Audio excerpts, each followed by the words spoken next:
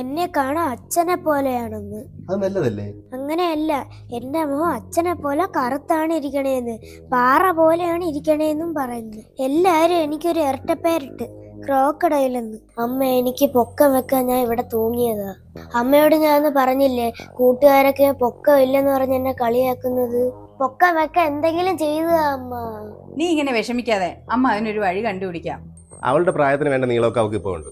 നമ്മളും അവളുടെ വാക്ക് കേട്ട് തുള്ളാൻ നിന്നാലേ അവൾക്കും തോന്നും അവൾക്ക് എന്തോ പ്രശ്നമുണ്ടെന്ന്. ഈ കളിയാക്കലും കുത്തുവാക്കലും ഒക്കെ കേൾക്കുന്ന വേദന എനിക്ക് നന്നായിട്ട് മനസ്സിലാവും. അമ്മ പറഞ്ഞു കുടുംബശ്രീയിൽ ചിട്ടിക്കാശ് തരാൻ വേണ്ടി. അമ്മയ്ക്ക് പോകാൻ സമയമായി. എനിക്ക് നിന്റെ അമ്മയൊന്ന് കാണണമെന്നൊന്ന് പറഞ്ഞേക്കണേ. ചേച്ചിയുടെ മോളുടെ കോലം ഒന്ന് നോക്കിയേ. പ്രായമായ പെമ്പിള്ളേരിക്കുമ്പോഴാണ് അവളിരിക്കുന്നത്. ആകെ മെലിഞ്ഞ് കോലം കെട്ട്, ശരീരത്തിന് ഒരു പുഷ്ടിയില്ല.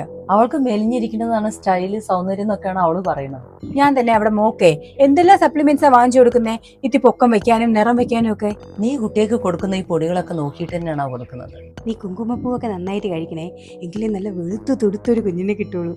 ഞങ്ങൾക്ക് ഞങ്ങളുടെ കുഞ്ഞ് ഹെൽത്തി ആയിരുന്നാൽ മതി.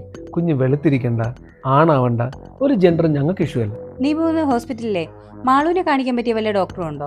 അതെ, അവിടെ നീളം വെക്കുന്നില്ല. പിന്നെ ഈ വെയിലെല്ലാം കൊണ്ട് കറുത്ത് വരുന്നു. എന്തെങ്കിലും ടാബ്ലറ്റ് ഉണ്ടെങ്കിൽ വാങ്ങിച്ചു കൊടുക്കാം.